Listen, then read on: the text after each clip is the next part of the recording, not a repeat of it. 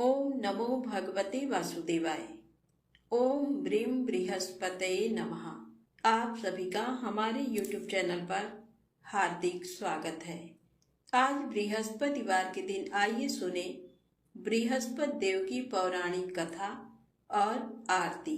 देवगुरु बृहस्पति को बुद्धि और शिक्षा का कारक माना जाता है। गुरुवार को बृहस्पति देव की पूजा करने से धन, विद्या, मान सम्मान, प्रतिष्ठा और कई अन्य मनोवांछित फल की प्राप्ति होती है। धार्मिक ग्रंथों के अनुसार गुरुवार को भगवान बृहस्पति की पूजा का विधान है। गुरुवार के दिन व्रत और कथा सुनने से घर परिवार में सुख समृद्धि बनी रहती है। तो प्रेम से बोलें, श्री हरि विष्णु भगवान की जय हो, बृहस्पति देव भगवान की जय हो। कथा के अनुसार प्राचीन काल की बात है। किसी राज्य में एक बड़ा प्रतापी और दानी राजा राज्य करता था। वह हर गुरुवार को व्रत रखकर दीन दुखियों की मदद करके पुण्य प्राप्त करता था। परंतु ये सब बातें उसकी रानी को अच्छी नहीं लगती थी। वह ना तो व्रत करती थी और ना ही दान पुण्य में विश्वास रखती थी। इतना ही नहीं, वह राजा को भी ऐसा करने से मना करती थी। एक समय की बात है, राजा शिकार खेलने के लिए बन गए। घर पर रानी और दासी थी।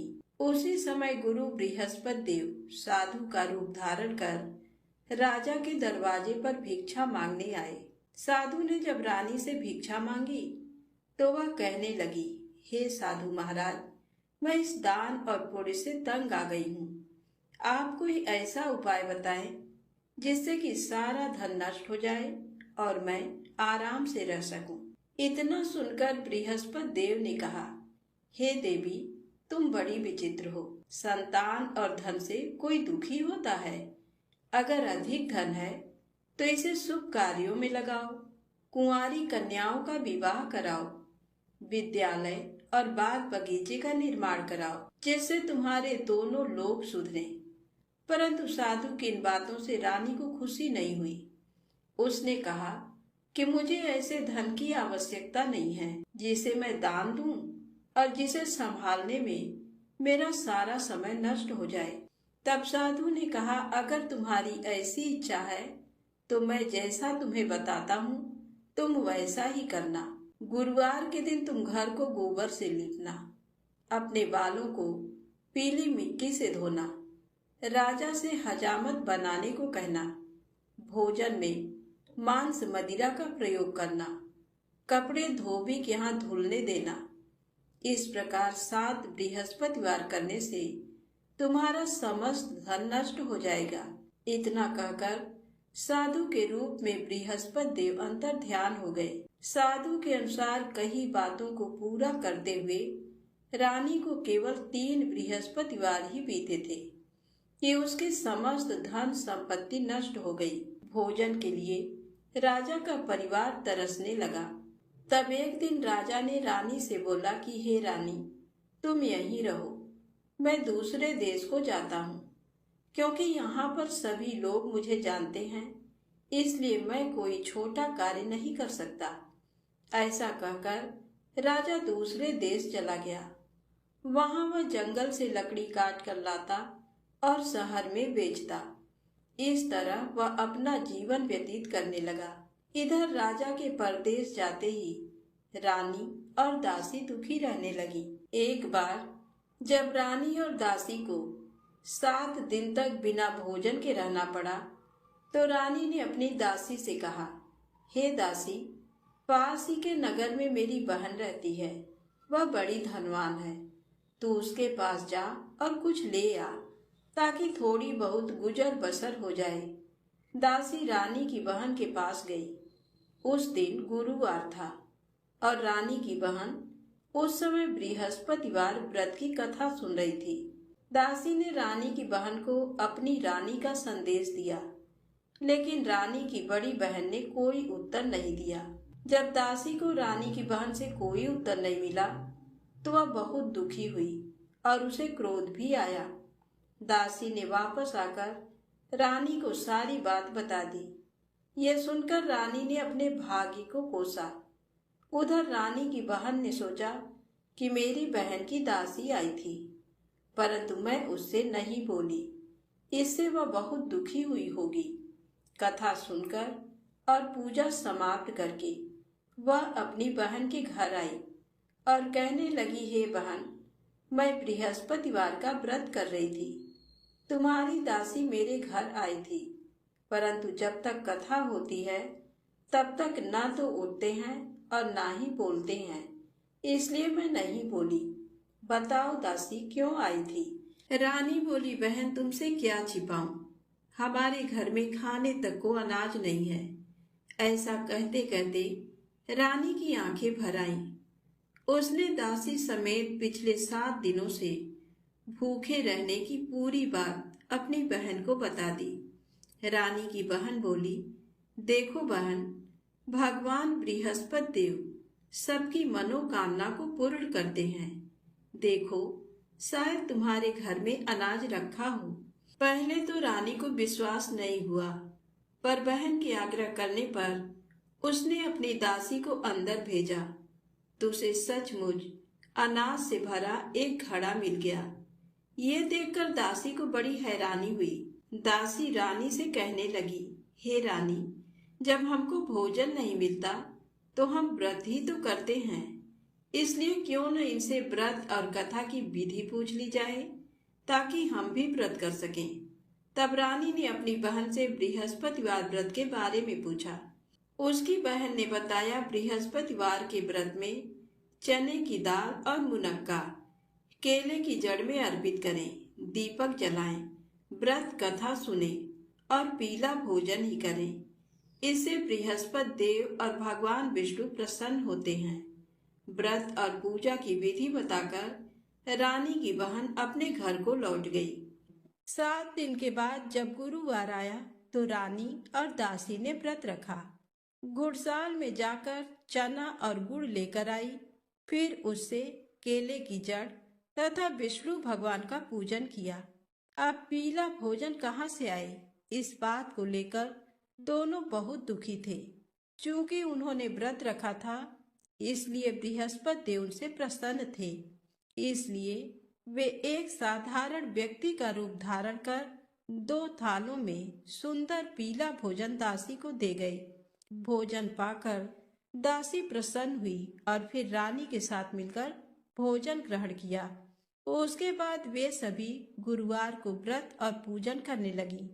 बृहस्पति भगवान की कृपा से उनके पास फिर से धन संपत्ति आ गई, परंतु रानी फिर से पहले की तरह आलस्य करने लगी।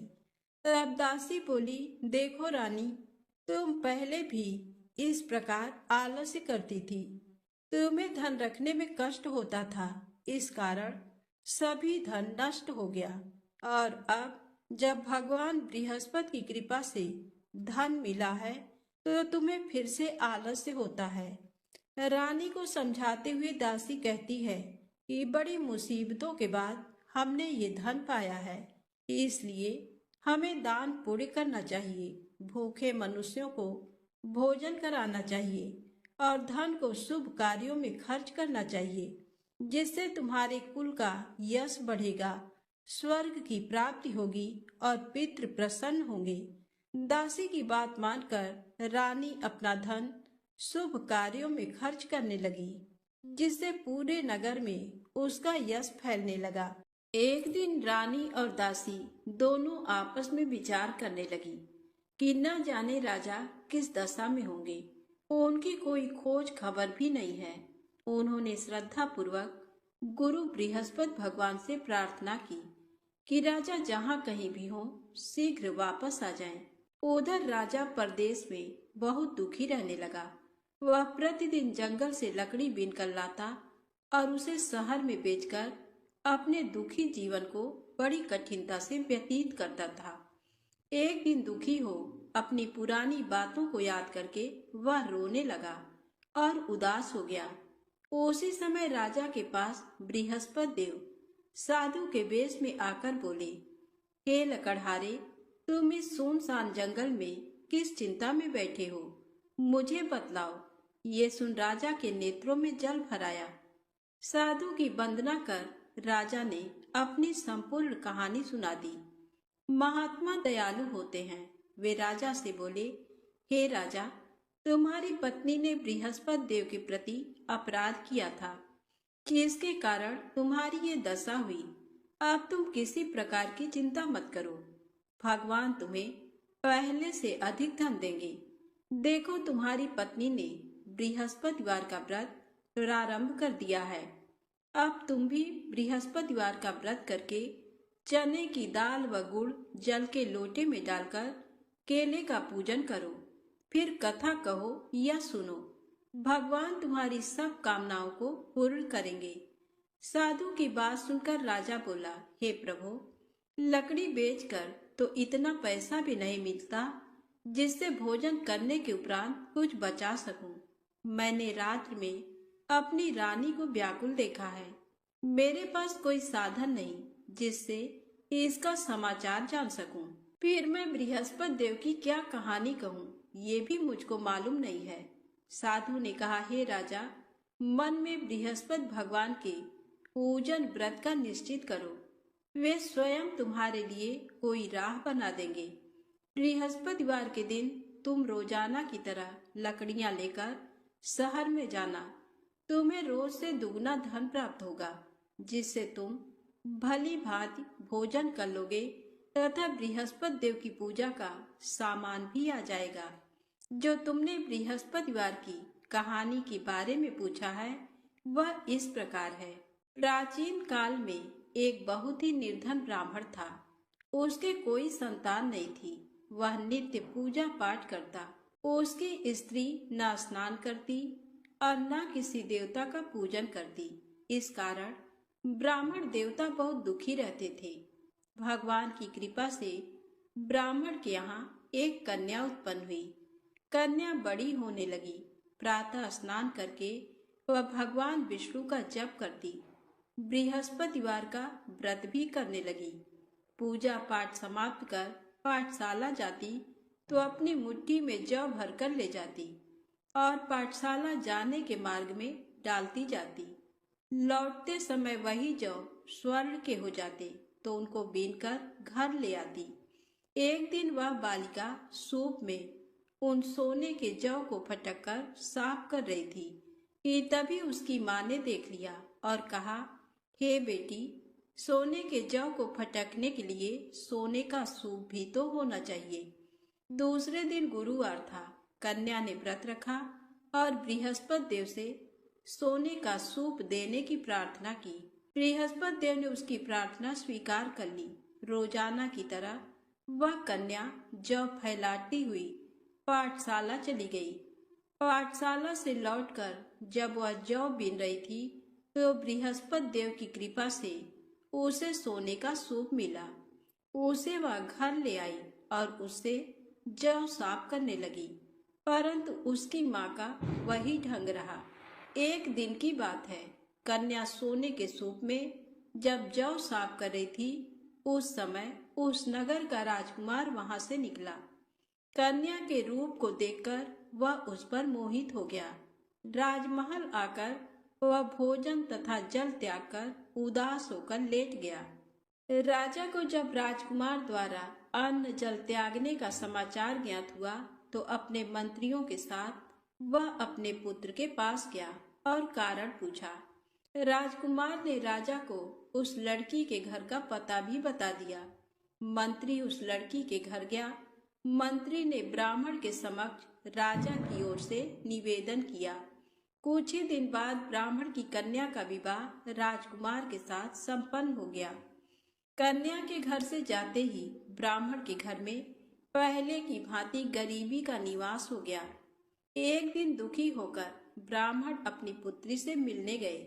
बेटी ने पिता की अवस्था को देखा और अपनी माँ का समाचार पूछा। ब्राह्मण ने सभी हाल कह सुनाया। कन्या ने बहुत सा धन देकर अपने पिता को विदा कर दिया, लेकिन कुछ दिन बाद फिर वही हाल हो गया। ब्राह्मण फिर अपनी कन्या के यहाँ गया और सभी हाल कहा तो पुत्री बोली, हे पिताजी, आप माता जी को यहाँ लिवा लाओ। मैं उन्हें वह विधि बता दूंगी जिससे गरीबी दूर हो जाए।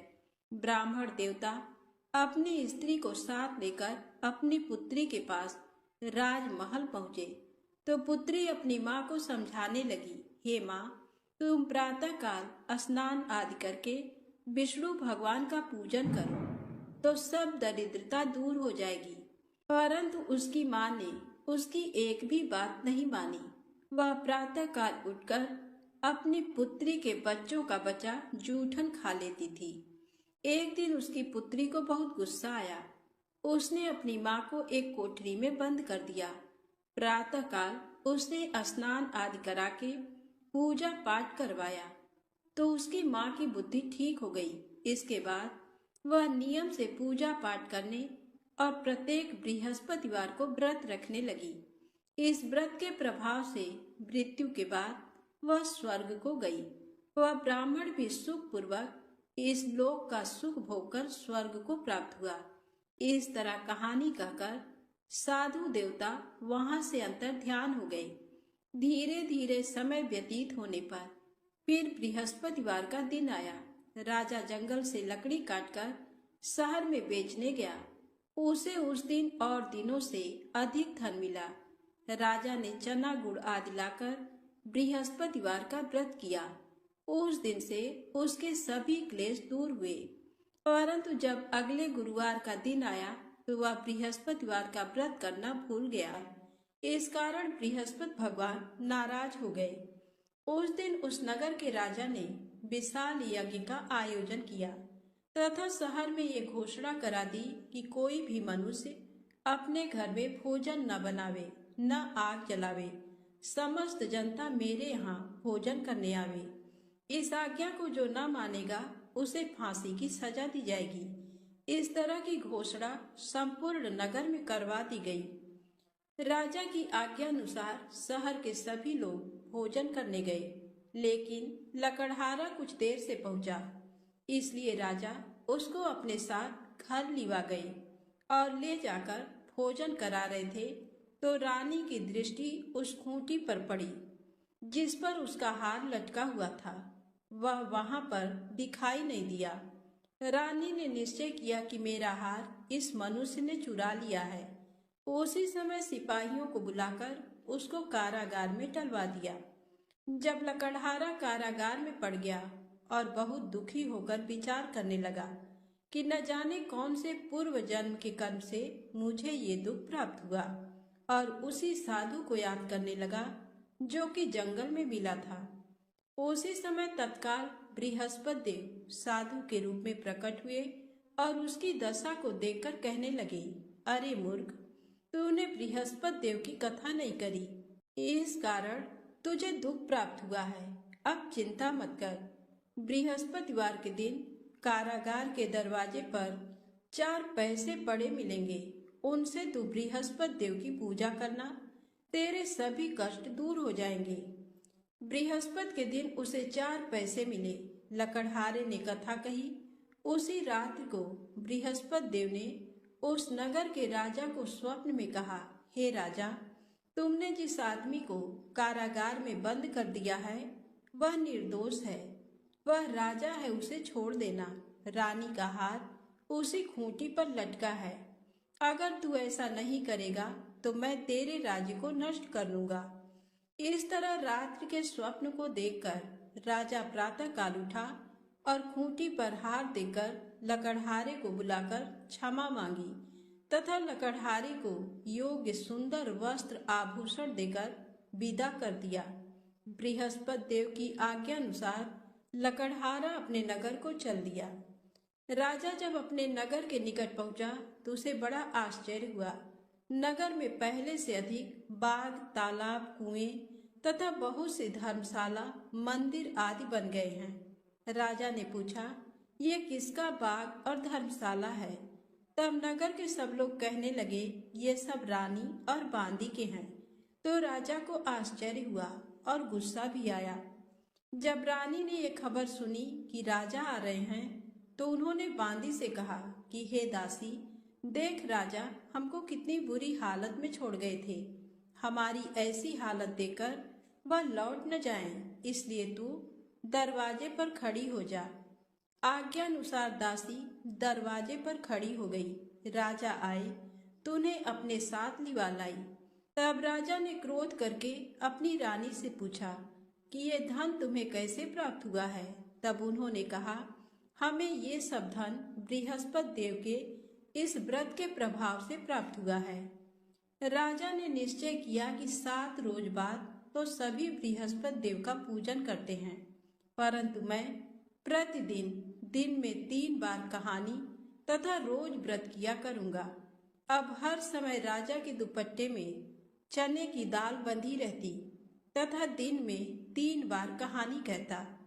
एक रोज राजा ने विचार किया कि चलो अपनी बहन के यहाँ हो आवें। इस तरह निश्चय कर राजा घोड़े पर सवार हो अपनी बहन के यहाँ को चलने लगा। मार्ग में उसने देखा कि कुछ आदमी एक मुर्दे को लिए जा रहे हैं। उन्हें रोककर राजा कहने लगा, अरे भाइयों, मेरी बृहस्पति देव की कथा सुन लो। वे बोले, लो, हमारा तो आदमी मर गया है, इसको अपनी कथा की पड़ी है। परंतु कुछ आदमी बोले, अच्छा कहो, हम तुम्हारी कथा भी सुनेंगे। राजा ने दाल निकाली और जब कथा आधी हुई थी कि मुर्दा हिलने लग गया, और जब कथा समाप्त हो गई तो राम राम करके मनुष्य उठकर खड़ा हो गया। आगे मार्ग में उसे एक किसान खेत में हल चलाता मिला। राजा ने उसे देखा और उससे बोले, अरे भैया, तुम मेरी बृहस्पतिवार की कथा सुन लो। किसान बोला, जब तक मैं तेरी कथा सुनूंगा तब तक 4 हरैया जोत लूंगा। जाए अपनी कथा किसी और को सुनाना। इस तरह राजा आगे चलने लगा।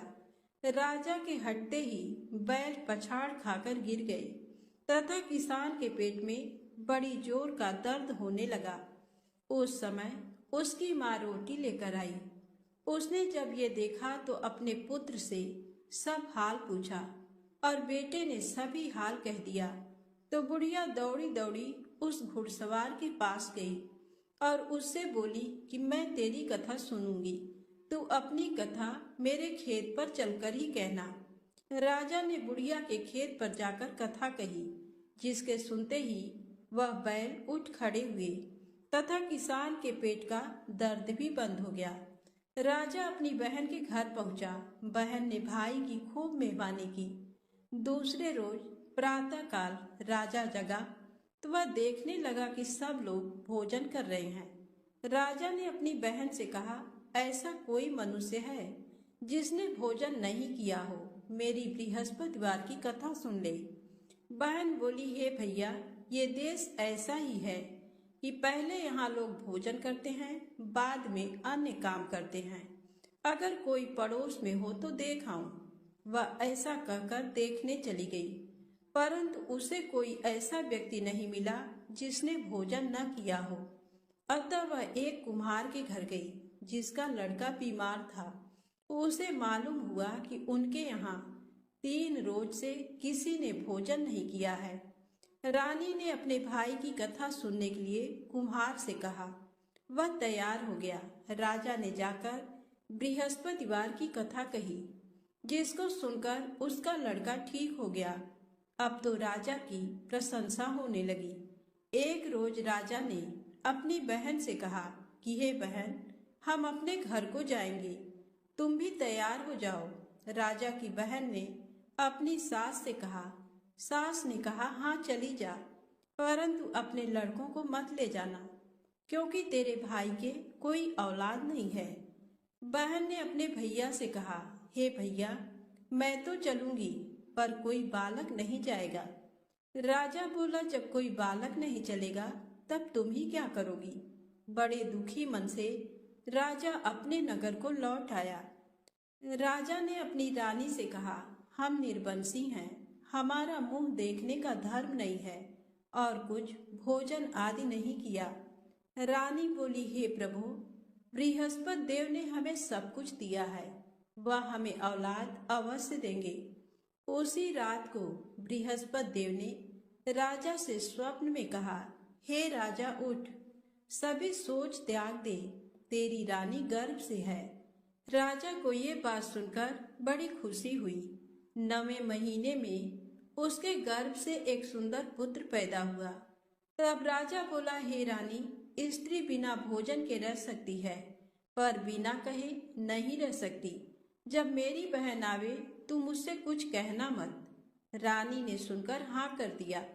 जब राजा की बहन ने ये शुभ समाचार सुना तो वह बहुत खुश हुई तथा बधाई लेकर अपने भाई के यहाँ आई। तभी रानी ने कहा, घोड़ा चढ़कर तो नहीं आई, गधा चढ़ी आई।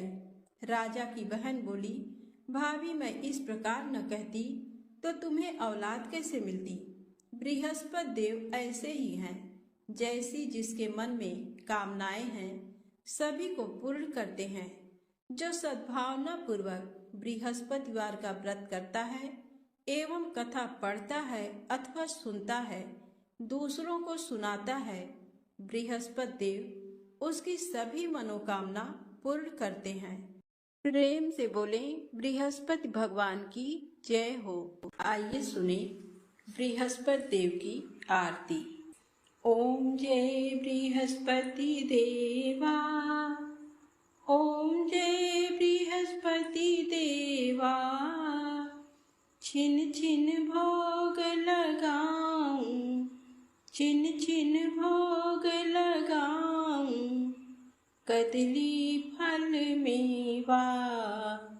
ओम जय बृहस्पति देवा, तुम पूर्ण परमात्मा, तुम अंतर्यामी,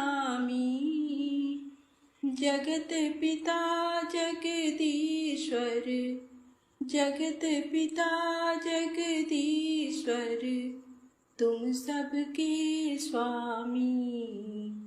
ओम जय बृहस्पति देवा, चरणामृत निज निर्मल, सब पातक हरता, सकल मनोरथ दायक, सकल मनोरथ दायक, कृपा करो भरता। ओम जय बृहस्पति देवा, तन मन धन अर्पण कर, जो जन शरण पड़े, प्रभु प्रकट तब होकर, प्रभु प्रकट तब होकर, आकर द्वार खड़े। ओम जय बृहस्पति देवा, दीन दयाल दयानिधि, भक्तन हितकारी, पाप दोष सब हरता, पाप दोष सब हरता, भव बंधन हारी। ओम जय बृहस्पति देवा, सकल मनोरथ दायक, सब संशय हारो, विषय विकार मिटाओ, विषय विकार मिटाओ, संतन सुखकारी। ओम जय बृहस्पति देवा, श्री बृहस्पति जी की आरती प्रेम से जो गावे, सुख संपत्ति धन वैभव, सुख संपत्ति धन वैभव, सो निश्चय पावे। ओम जय बृहस्पति देवा। प्रेम से बोले विष्णु भगवान की जय, बृहस्पति देव भगवान की जय।